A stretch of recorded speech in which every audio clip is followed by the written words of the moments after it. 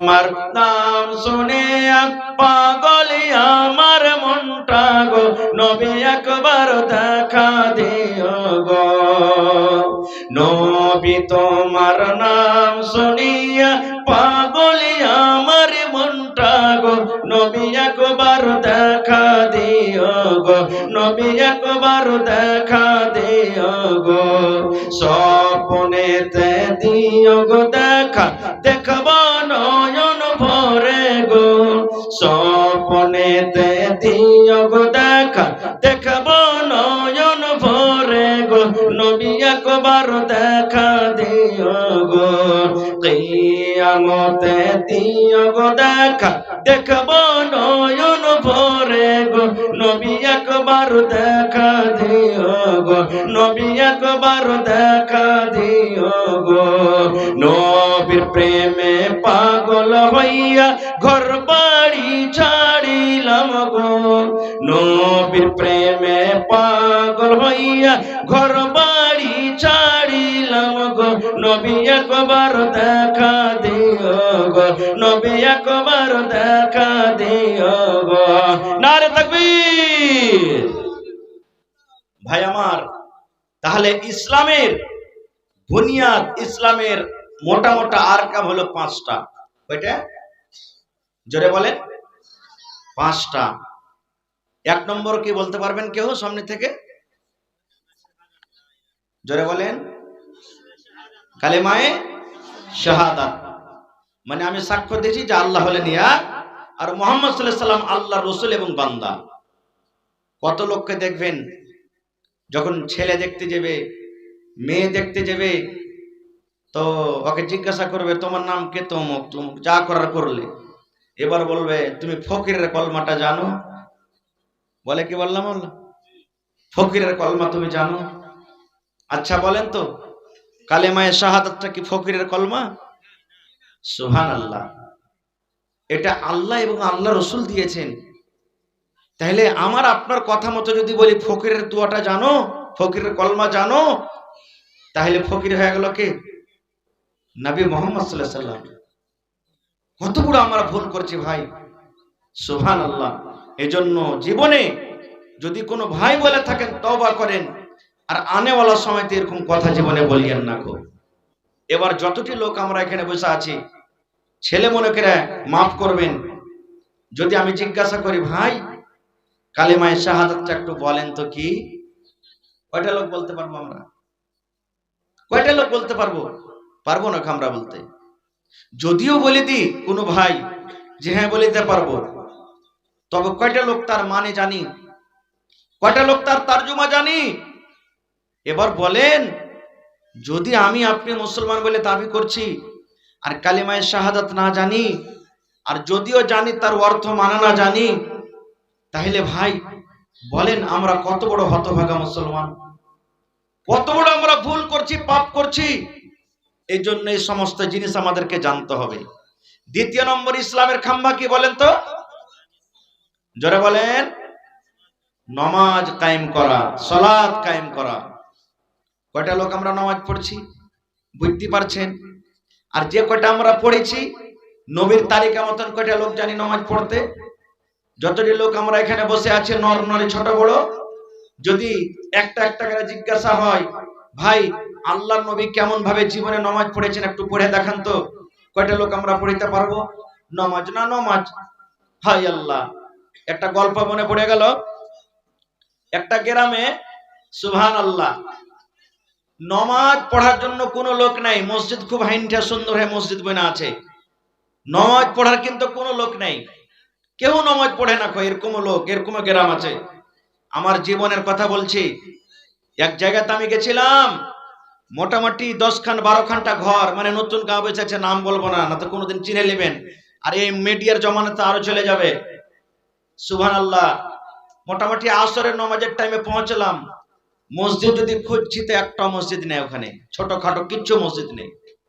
লোকেরাকে জিজ্ঞাসা করলাম আরে ভাই এই জায়গাতে কি মসজিদ নেই কোনো জায়গাতে? বলছে জি না মাওলানা এখানে কিন্তু মসজিদ নেই, ওরা মুসলমান। সুবহানাল্লাহ। একটা বৈঠকে আমাকে জায়গা দিলেন, আমি নামাজ পড়লাম। এরকমও তো জায়গা আছে দুনিয়াতে। হায়রে হতভাগা মুসলমান। তো খার যাও, এইবারে একটা লোক গ্রামে এসেছে কোনো কামে কাজের জন্য, নমাজের টাইম হয়েছে, লোক আজান দিতে লেগেছে ওই লোকটা। আর যেমনই আজান দেওয়া, এ বাড়ির থেকে ওই বাড়ির থেকে ওই বাড়ির থেকে ওই বাড়ির থেকে সব 10-15 জন লোক দৌড়িয়ে চলে গেছে। কে আজান দিচ্ছে বে? এটা কে আজান দিচ্ছে? আমাদের গ্রামের মতন তো মনে হয় না, লোকটাকে নতুন মনে হয়েছে।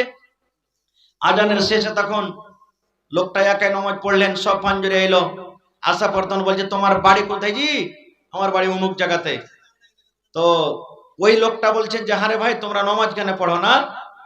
বলছে নামাজটা পড়তে হবে না, কি মসজিদ বানিয়ে দিয়েছি তো ফের নামাজ ফের কিসের? আর মসজিদ হয়ে গেল, নামাজ হয়ে গেল বাতি। বলছে না ভাই, মসজিদ বানাইতে গেলে নামাজ পড়তে হবে, এটা ফরজ জিনিস, আল্লাহর ইবাদত করতে হবে। তখন বলছে নামাজ পড়তে হবে না? তো হ্যাঁ। তো বলছে নামাজটা আমরা পড়িতে জানি না, কেমন করে নামাজ পড়বো না পড়বো? তো বলছে ঠিক আছে তোমরা নামাজ পড়িতে এসো।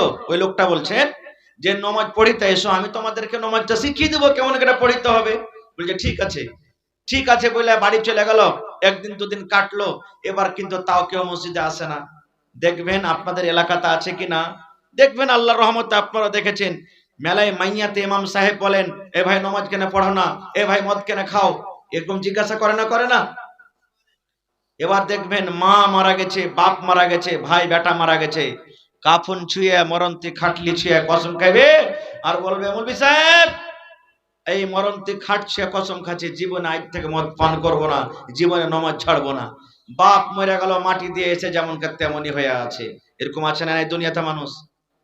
আছে না নেই? আছে ভাই আমার। তাহলে আর একটা কথা বলে দি, মরন্তি খাট দিয়ে কসম খাইতে হবে না, এটা হলো শিরিকের কসম। মা খালারা কথায় কথাতে কসম খাবে। এই দেখবেন কাপ লিয়া ঝগড়া, পিয়ালা লিয়া ঝগড়া, মশলা লিয়া ঝগড়া, তরকারি লিয়া ঝগড়া, কসম খাবে।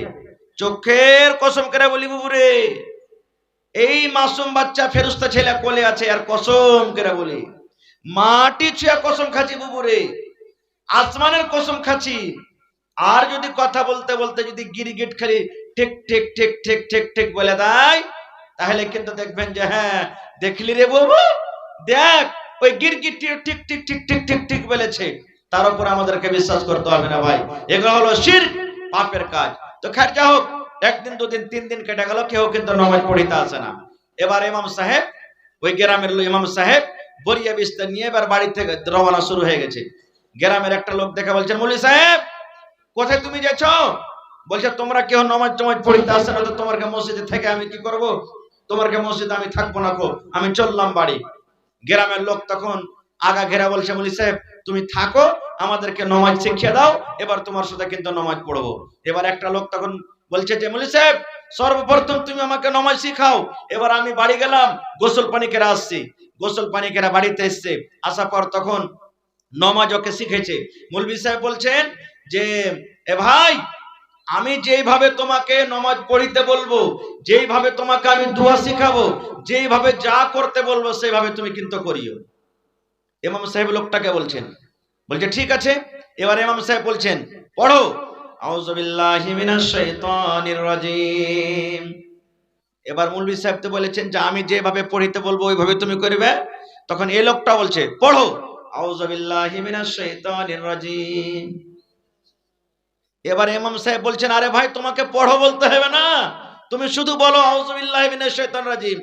এই লোকটা হুনটা বলছে আরে মৌলভী সাহেব তোমাকে পড়ো বলতে হবে না, শুধু আউযু বিল্লাহি মিনাশ শাইতানির রাজিম বলতে হবে। দেখেন মানে ও তো বুঝে লেছে যে যেমন করে পড়িতে বলবে মন করে পড়িস। এক দুবার বলা পর তখন মৌলভী সাহেব রাইগে বলছে এই তুমি বুঝতে পারো না যে তোমাকে বলছি শুধু তুমি আউযু বিল্লাহি বিসমিল্লাহ পড়ো? এই লোকটা রেগে গেছে, এই তুমি বুঝতে পারো না যে তোমাকে বলছে শুধু আউযু বিল্লাহ পড়ো? এই ভাই মৌলভীর পাড়া গরম হয়ে যায়, ওকে এক চামাটা দিয়ে দিয়েছে। ওকে যখন এক চামাটা দিয়েছে ইয়োর টাইনে মৌলভীকে এক চড়। ব্যাপার তো খারাপ, লড়ালড়ি শুরু হয়ে গেল মসজিদের ভিতরে, লড়ালড়ি চালু হয়ে গেল। এবার ওই নমাজি যে শিখতে এসেছে ওর স্ত্রী কিন্তু দেখছে খাড়িয়ে খাড়িয়ে, এই হো হাল্লা মসজিদের ভিতরে চালু হয়ে গেল। ওরকে হো হাল্লা দেখে আঞ্জর পাঞ্জর থেকে লোক চলে এলো, কুস্তা কুস্তি লেগে গেছে, মারপিট, ও আকে উল্টে ফেলছে, একবার তলে ও একবার তলে ফেলছে, এই লিয়ে শুরু হয়ে গেছে।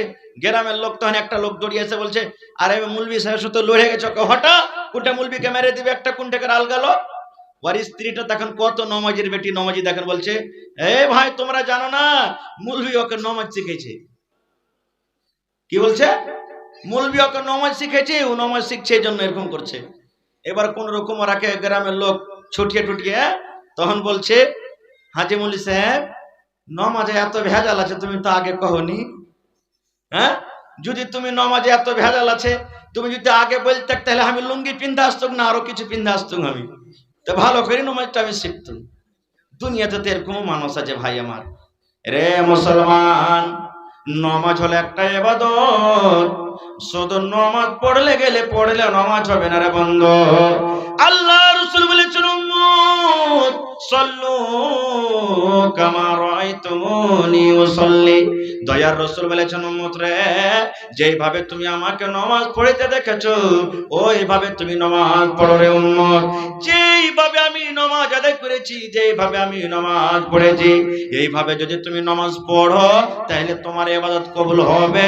আর যদি তুমি নিজের মন মতন তুমি নামাজ পড়ো, নিজের মন মতন ইবাদত করো রে উম্মত, সারা জীবন নামাজ পড়তে গেলেও আল্লাহ রাব্বুল আলামিনের দরবারে তোমার ইবাদত বান্দেগি কবুল হবে না, কবুল হবে না। কো আজকে দেখেন, বাপ মরে গেছে, মা মারা গেছে, শ্বশুর শাশুড়ি মারা গেছেন, কত যুবক বন্ধু আছে বন্ধুরে জানাজার দোয়া কি জিনিস, জানাজার দোয়া জানে না।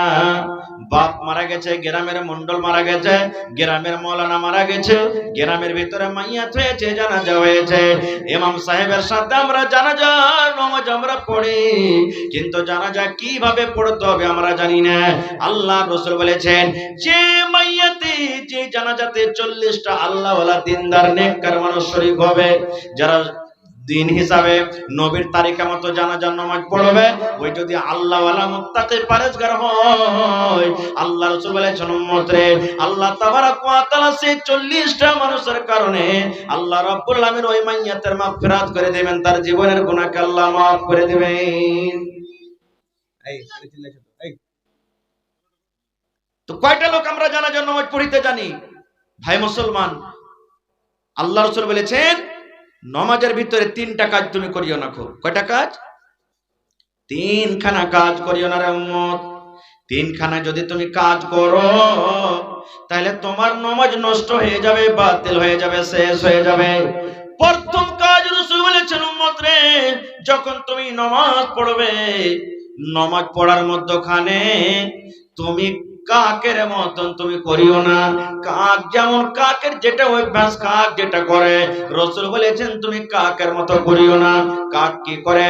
দেখবেন বাড়িতে রুটি আছে, বাড়িতে ভাত আছে, বাড়িতে পানি রাখা আছে, কাককে দেখবেন একবার ঠক মারবে আবার উঠিয়ে নেবে, ঠক মারবে আবার উঠিয়ে নেবে, ঠক মারবে আবার উঠিয়ে নেবে, সেকেন্ডে সেকেন্ডে কাক ঠক মারবে আর উঠাবে, এরকম ভাবে খানা খায়।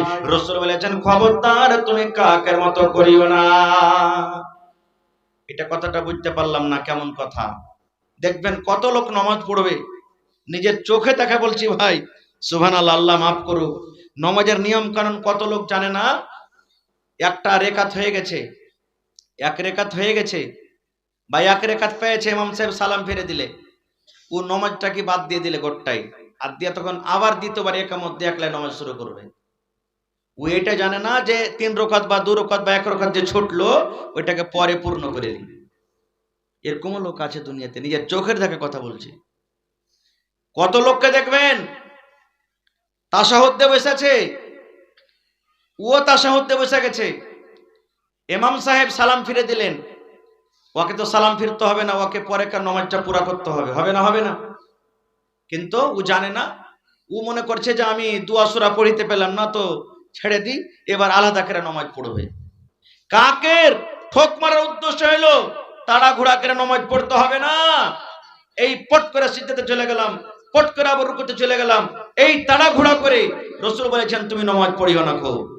2 নম্বরে রাসূল বলেছেন, রে আমার উম্মতের দল, এই আমার উম্মত শুনে নাও, দয়ার রাসূল বলেছেন, এই আমার উম্মত তুমি শুনে নাও, যখন তুমি নামাজ পড়বে, যখন তুমি নামাজে দাঁড় হবে, তখন কুকুরের মতন তুমি নামাজটা পড়িও না।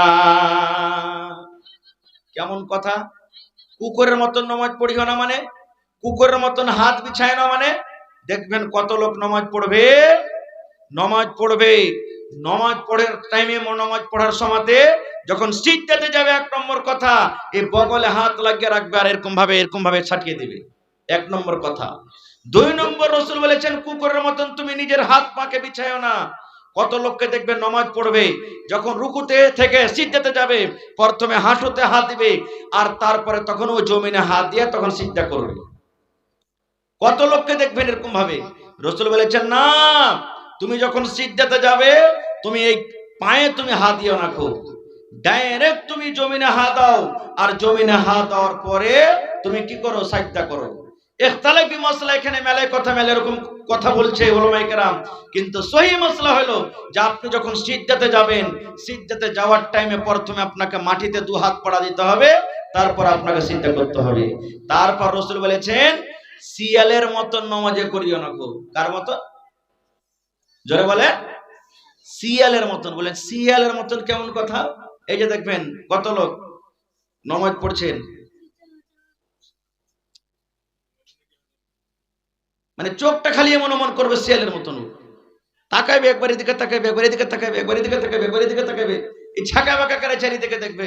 রাসূল বলেছেন তুমি এরকম করিও না। খুব আল্লাহ নবীর জামানাতে সহিহ হাদিস, লম্বা হাদিস, আমি ওদিকে যাব না, খুব শর্টে কথাটা বলছি।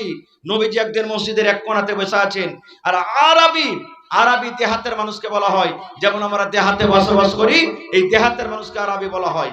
একটা সাহাবী এসে মসজিদে নামাজ পড়লেন, নবী সাহেব কিন্তু দেখছেন লোকটা কেমন ভাবে নামাজ পড়ছেন।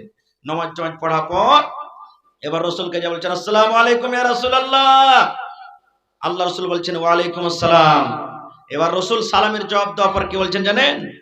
রে আমার সাহাবী, ইরজি ফাসাল্লি ফাইন্না কালাম তুসাল্লি। রে আমার সাহাবী, তুমি নামাজ পড়ো, কারণ তুমি নামাজ পড়োনি। রাসূল কি বলছেন দেখবেন হাদিসের পরে গৌর করেন। রাসূল বলছেন ইরজি ফাসাল্লি ফাইন্না কালাম তুসাল্লি। ওরে আমার সাহাবী, তুমি নামাজ পড়ো, তুমি নামাজ পড়োনি, তুমি নামাজ পড়ো।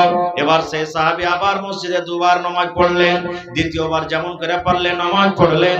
নামাজ পড়ার পর সেই সাহাবী আবার যে নবীকে বলছেন আসসালামু আলাইকুম ইয়া রাসূলুল্লাহ। নবীজি আবার সালামের জবাব দিলেন। সালামের জবাব দেওয়ার পর এবার রাসূল তাকে বলছেন সাহাবী রে, যাও তুমি আবার নামাজ পড়ো, কারণ তুমি নামাজ পড়োনি। রে সাহাবী নামাজ পড়োনি। আবার সেই সাহাবী নামাজ পড়লেন।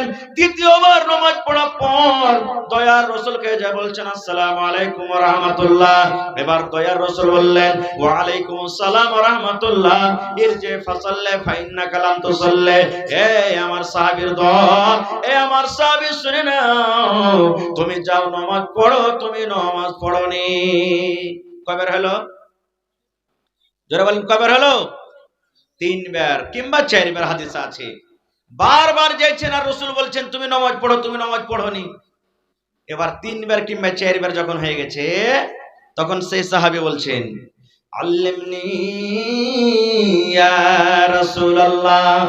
আল্লাহর নবী গো, আমি আপনার সাহাবী, আমি যেভাবে নামাজ পড়লাম গো নবীজি, ইয়ার থেকে আর ভালো করে নামাজ পড়তে পারবো না, ইয়ার থেকে আর ভালো করে নামাজ পড়তে জানি না, ইয়ার থেকে ভালো করে আমার কাছে নামাজ আর পড়া হবে না। নবী গো, দয়া করে আপনি আমাকে নামাজ শিখিয়ে দেন, কেমন করে নামাজ পড়তে হবে দয়া করে আপনি আমাকে শিখিয়ে দেন।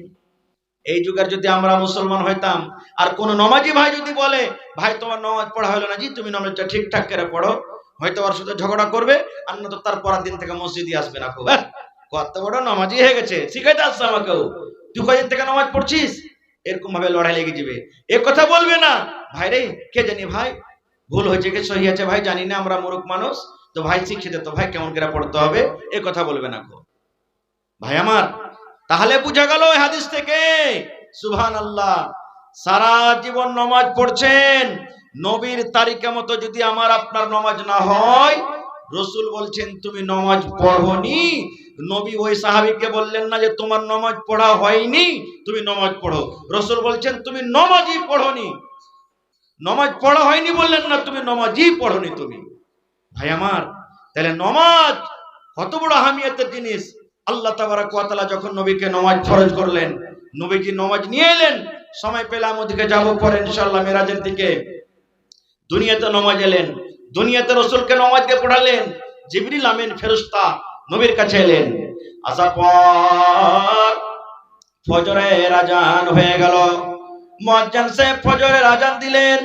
ফজরের নামাজের জন্য সাহাবায়ে কেরাম মসজিদে জড়ো হয়ে গেলেন।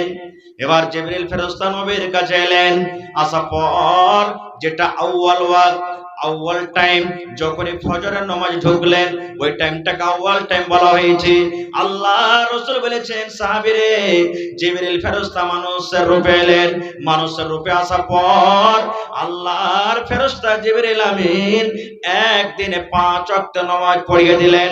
ফজরের নামাজ আউয়াল ওয়াক্তে, জোহরের নামাজ আউয়াল ওয়াক্তে, আসরের নামাজ আউয়াল ওয়াক্তে, মাগরিবের নামাজ আউয়াল ওয়াক্তে, ইশারের নামাজ আউয়াল ওয়াক্তে 5 ওয়াক্ত নামাজ পড়িয়ে জিবরিল আমিন চলে গেলেন। আবার দ্বিতীয় দিন নবীজির কাছে জিবরিল ফেরেশতা এলেন। সূর্য উঠতে যাবে, এই সূর্য উঠে যাবে, এই মতো অবস্থাতে ঝালাফালা হয়ে গেছে। জিবরিল আমিন ফজরের নামাজ পড়লেন। আবার জিবরিল আমিন জোহরের টাইমে এলেন। আসরের টাইম ঢুকবে, এখনো হয়তো 5 মিনিট 10 মিনিট টাইম বাকি আছে, এখনো টাইম শেষ হয়ে যায়নি জোহরের। এবার ওই টাইমখানে জিবরিল আমিন জোহরের নামাজ পড়িয়ে দিলেন। এবার আসরের টাইমে এলেন। আসরের শেষ টাইমে, শেষ সমাপ্ত মাগরিবের একটু আগাখান পর্যন্ত আবার আসরের নামাজ জিবরিল আমিন পড়িয়ে দিলেন। এবারে এশারের নামাজ এলেন। রাত 12টার আগে আগে আবার জিবরিল ফেরেশতা নবীর কাছে এলেন। আসার পর এশারের নামাজ পড়িয়ে দিলেন। এবার 2 দিনে আউয়াল ওয়াক্তের নামাজ পড়িয়ে দিলেন।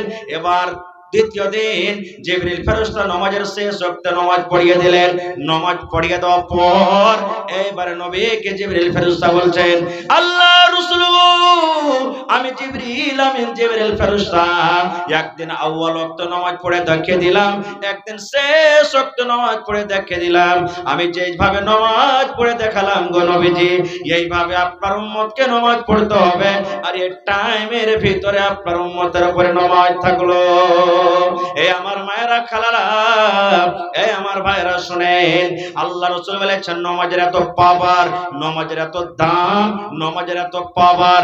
আল্লাহ রাসূল বলেছেন, সাহাবীরে তোমাদের বাড়ির পাঞ্জরে যদি একটা পুকুর আছে রে সাহাবী, তোমাদের বাড়ির পাঞ্জরে একটা নদী আছে, তোমাদের বাড়ির পাঞ্জরে পুকুর আছে, আর একটা লোক প্রত্যেকদিন 5 বার করে গোসল করে। রাসূল বলছেন, সাহাবীরে একটা লোক যদি একটা পুকুরে, একটা লোক যদি একটা সমুদ্রে 5 বার করে যদি গোসল করে, তাহলে বলো তার শরীরে কি কোনো ময়ল থাকতে পারে? পারে? একটা লোক 5 বার করে গোসল করছে, ময়ল থাকবে শরীরে? সাহাবী বলছেন, ইয়া রাসূলুল্লাহ, না। একটা লোক যদি 5 বার করে গোসল করে কেন নবীজি তার শরীরে কোনো ময়ল থাকতে পারে না। দয়ার রাসূল বললেন, সাহাবীরে এই মতো 5 ওয়াক্তের নামাজ রে সাহাবী, যারা 5 ওয়াক্তের নামাজ পড়বে তাদের দ্বারাতে জীবনে কোনোদিন গুনার বোঝা মাথাতে থাকতে পারে না। যেমন 5 বার করে গোসল করতে গেলে শরীরে ময়ল থাকে না, এই মতো 5 ওয়াক্তের নামাজ পড়তে গেলে তার জীবনের গুনাহ থাকে না। নারে তাকবীর। রাসূল একদিন হাঁটছেন, আহা, একটা শুকা গাছ শুকিয়ে গেছে, পাতা লেগে আছে। একজন সাহাবী শুনতে আছেন, ধরে এরকম ভাবে দিলেন রাসূল গাছটাকে হেলিয়ে। শুকা পাতা, গাছ হিলালে পাতা পড়বে না? পড়বে না? জোরে বলেন। একটা পড়বে না, ভর ভর করে পড়বে? হ্যাঁ, গাছ যেমন হেলিয়ে দেওয়া, পাতা পড়তে লাগলো।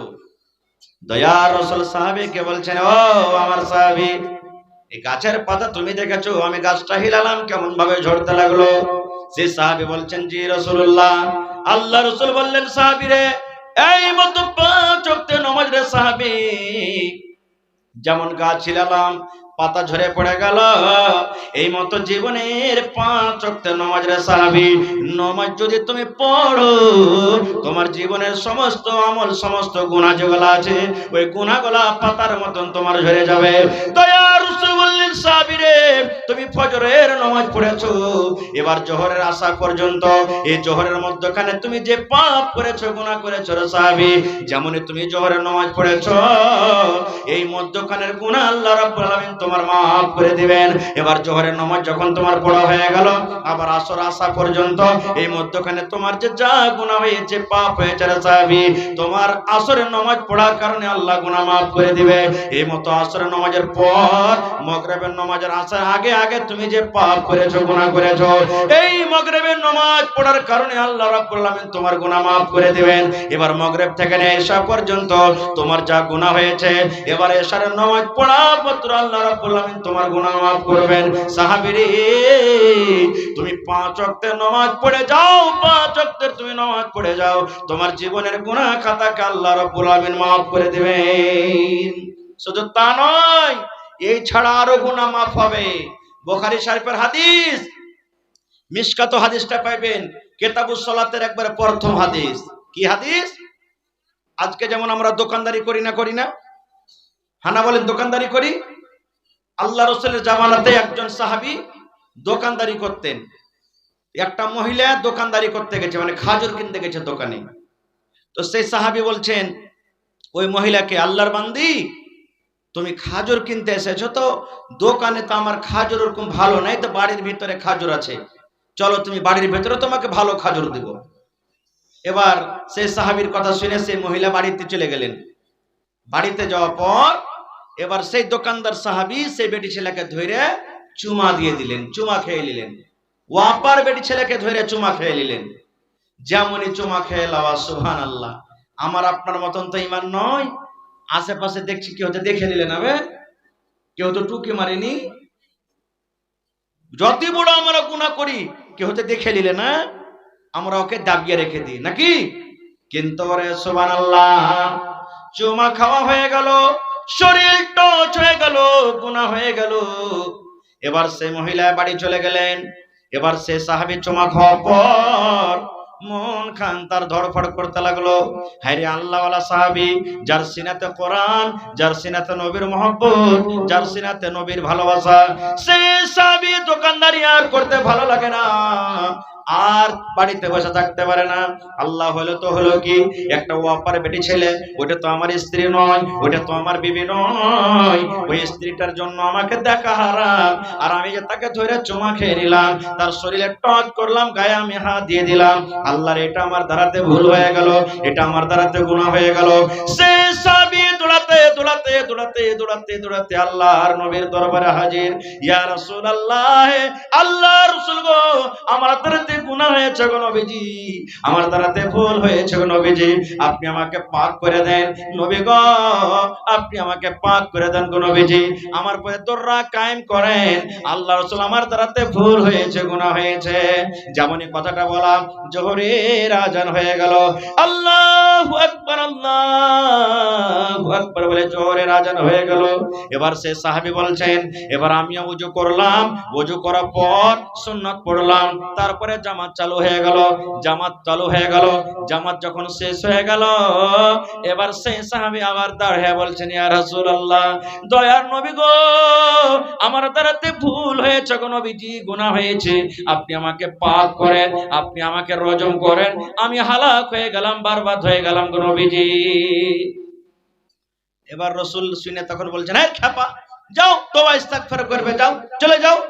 বলছেন, না নবী গো, আমার দ্বারাতে ভুল হয়েছে, আমার দ্বারাতে গুনাহ হয়েছে। এবার সাহাবী বলছেন, হে আল্লাহর রাসূল, আমি হালাক হয়ে গেছি, বরবাদ হয়ে গেছি।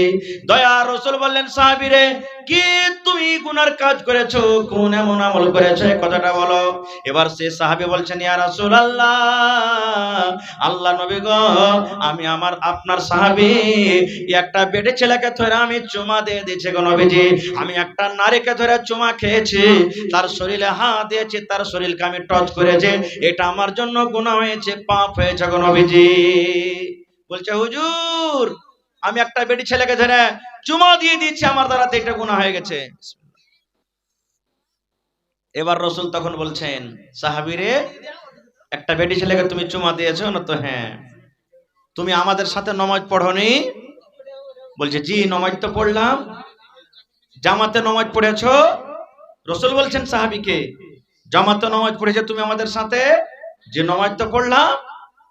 এবার নবীজি মুচকি মেরে হাসা বলছেন, সাহাবীরে, আল্লাহ তাবারক ওয়া তাআলা কোরআনে বলেন, ওয়া আকিমিস সালাতা তারাফাইন নাহারি ওয়া যুলাফাম মিনাল লাইল ইন্নাল হাসানাত ইযহিবনাস সাইয়্যাত।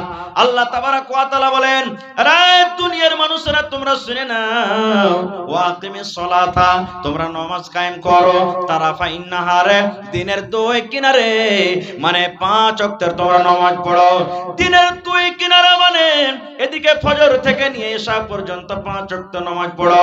ইন্নাল হাসানাত ইযহিবানাস সাইয়্যাত, নেকি করতে গেলে, গুনাহ করতে গেলে, এবার তোমার দ্বারাতে যে নেকি হয়, ওই নেকি গলা গুনাহকে তোমার goat goat goat goat goat করে গিলে লাই। যাও খেপা, তুমি নামাজ পড়েছো, নামাজ পড়তে গেলে তো আল্লাহ তোমার চুমা খাওয়ার গুনাহকে মাফ করে দিয়েছে, যাও।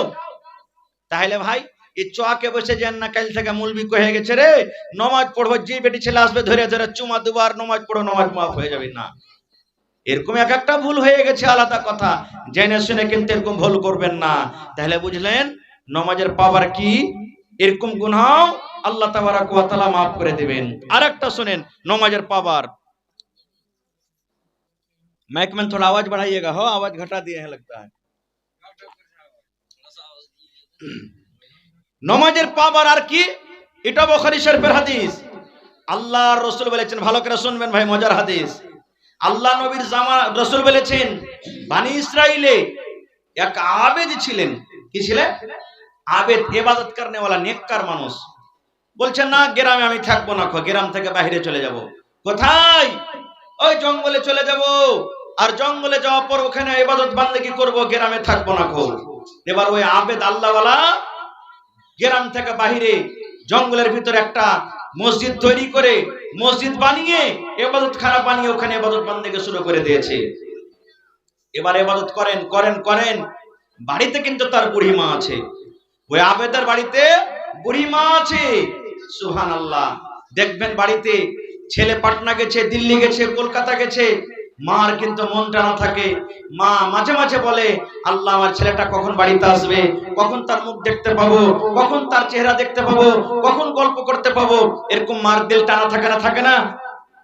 ওই লোকটা আবেদ জঙ্গলে ইবাদত করছে। মা একদিন কি যে মন হয়েছে, ছেলেটাকে দেখার জন্য একটা লাঠি নিয়ে ঠক ঠক ঠক ঠক ঠক ঠক করে হাঁটতে হাঁটতে জঙ্গলে চলে গেছেন। ভালো করে শুনবেন।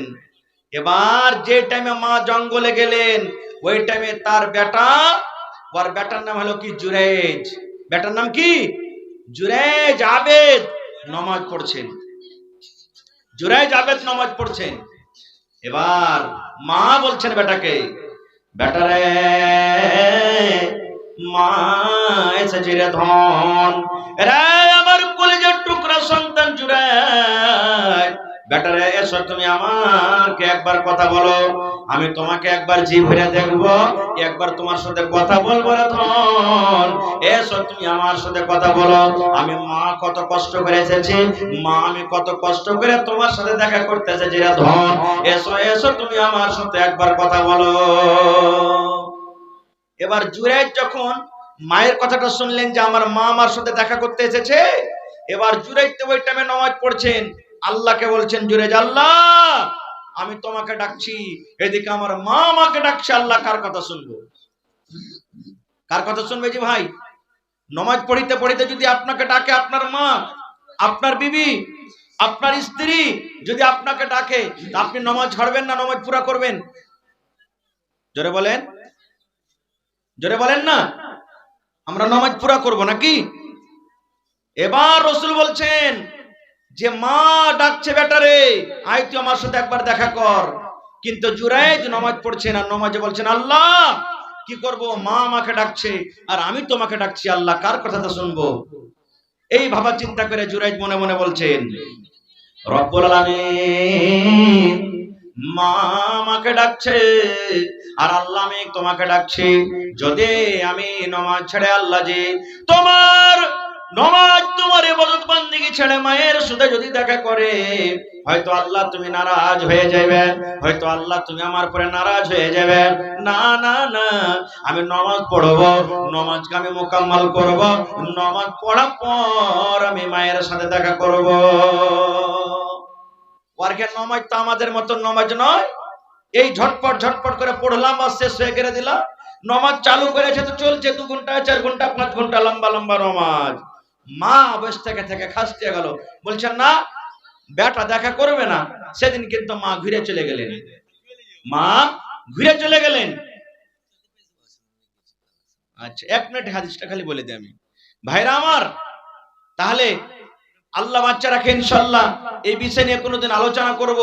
তবে ভাই আমার, এটা হলো আল্লাহর ঘর, মসজিদ। আমি শুনেছি যে আপনাদের আশা আছে যে এই মসজিদ খানের কিছু কাজ বাকি আছে, যেমন রং পেন্ট, আরো যেগুলা কিছু কিছু হালকা ফুলকা কাজ বাকি আছে। এই জন্য যে আমরা দিনের কিছু কথা শুনবো আর এই কিছু মাদার মসজিদে আমরা চান্দা দিব। গত রাতের আগা রাত্রে সুবহানাল্লাহ, আমি জীবনে ভাবতে পারিনি ভাই যে এত কালেকশন হবে। মৌলানা গত রাতের আগা রাতে চেকিনির পাঞ্জার একটা গ্রাম আছে কোদালকাট্টি, নাম শুনে হবেন। ওরে আল্লাহ, কে 1 লাখ, কে 50,000, কে 10,000, কে 2 লাখ, কে 2.5 লাখ, কে 5,000, মানে 500 টাকার দান শুধু মহিলার গে পেয়েছি। আর পুরুষের মধ্যে 500 টাকার দান এসছে কিনা আমি মানে বুঝতে পারিনি। মোটামুটি আমাকে লাগছে যে 30-40 লাখ টাকার কম হবে না, এত কালেকশন হয়েছে। সুবহানাল্লাহ, পরশুদিন। হায় আল্লাহ ভাই আমার, তো এটা আল্লাহর ঘর, কত আল্লাহ তাবারাক ওয়া তাআলা খুশি হবেন আপনার উপরে। আজ আমরাকে আফসোস লাগছে যে বাবরি মসজিদ ভাঙ্গে মন্দির তৈরি হলো, কত হাই আফসোস করছি। তা আজ একটু আপনাকে পরীক্ষা করব ভাই, যে যে বাবরি মসজিদ ভাঙ্গাতে আমার আপনার দিল ভাঙছে, মহব্বতের সাথে আমরা আফসোস করছি, আজ দেখছি আপনার গ্রামের মসজিদের প্রতি আপনার কতখানি মহব্বত ভালোবাসা আছে। আল্লাহুস সামাদ। ভাইরে দেখি আজকে মসজিদের জন্য, যে মসজিদের ব্যাপারে আল্লাহ রাসূল বলেছেন, মান বানা লিল্লাহি মাসজিদান বানাল্লাহু লাহু বাইতান ফিল জান্নাহ, যে আল্লাহর ইবাদতখানা, আল্লাহর ইবাদতের জায়গা নির্মাণ করবে, আল্লাহ তাবারাক ওয়া তাআলা তার জন্য জান্নাতের ভিতরে একটা মসজিদ বানাবে। সুবহানাল্লাহ। যেই ইবাদতখানা দুনিয়াতে বানাবে, আল্লাহ তাবারাক ওয়া তাআলা তার জন্য কিয়ামতের দিন জান্নাতে একটা ঘর বানাবেন। তো সেই জান্নাতে ঘর নেওয়ার জন্য দেখি কার মনে আশা আছে। একটা লোক 10,000 টাকা দিতে পারবেন, বেশি যত পারবেন আলহামদুলিল্লাহ। দেখি আজকের জালসাতে কোন একটা লোক 1 ডিসমিল কিংবা 1 কাঠা জমি দান করতে পারবেন। মসজিদের যদি আশেপাশে থাকে, মসজিদের আশেপাশে দিয়ে দিবেন, না থাকে মাঠে ঘাটে কোনো জায়গাতে আছে, বিক্রি করে যা টাকা হবে মসজিদে লাগিয়ে দিবেন। দেখি আজকে কোন আল্লাহর বান্দা আছেন 1,000, 2,000, 1,000, 2,000 করে 10টা 15টা লোক দান করতে পারবেন। মায়েরা খালারাকে বলবো, ওরে সুবহানাল্লাহ, মা খালারা আমার খুব দানি, কে কাঁচা দান করে, কে গিলাস দান করে, কে কাঁসার বদনা দান করে, কে থালি প্লেট দান করে, কে চামচ দান করে, নাকের কানের গলার হার, সুবহানাল্লাহ, পার পায়াল, এরা মন খুলে খুলে খুলে খুলে দান করে। দেখি আমার কোন মা খালা দাদি নানি এই আজকের জালসাতে কেউ এমন আছেন যে মাওলানা মা মারা গেছেন, বাপ মারা গেছেন, তাদেরকে স্মরণ করে আমি 10,000, 5,000, 500, 1,000, 2,000 করে দান করব। দেখি কোন এমন একটা লোক আছে। মেলায় জালসাতে ছাগল পাওয়া যায়, দেখি আমার কোন মা খালা আজকের জালসাতে একটা কেউ ছাগল গালা দান করতে পারছেন কি পারেন না। দেখি কোন এরকম আল্লাহর বান্দি আছে আজকে জালসাতে মসজিদের জন্য একটা কেউ ছাগল দান করতে পারবেন। সুবহানাল্লাহ। সেই পরশুদিনকার জালসাতে একটা লোক এসে বলছেন, মাওলানা জমিন রেজিস্ট্রি হবে, কবরস্থানের জমিন তারা খরিদ করছে, রেজিস্ট্রি খরচ যা লাগবে মাওলানা আমি একাই দিয়ে দেব, 60,000, 70,000, 80,000 যা লাগবে। ভাই আমার, মানুষ যদি ইচ্ছা করে যে আমি মাওলানা আল্লাহ আমাকে টাকা দিয়েছে, রং করতে যা টাকা লাগবে 10,000 লাগুক, 15,000 লাগুক, 20,000 লাগুক, আমি একাই রং করে আমি দেখিয়ে দেব, মানুষ করতে পারে। ভাই আমার, আল্লাহ এমন মানুষকে দাওলাত দিয়েছেন, দিল দিয়েছেন। তবে দেখি কোন আল্লাহর বান্দা, সুবহানাল্লাহ, এটা সাফিক ভাই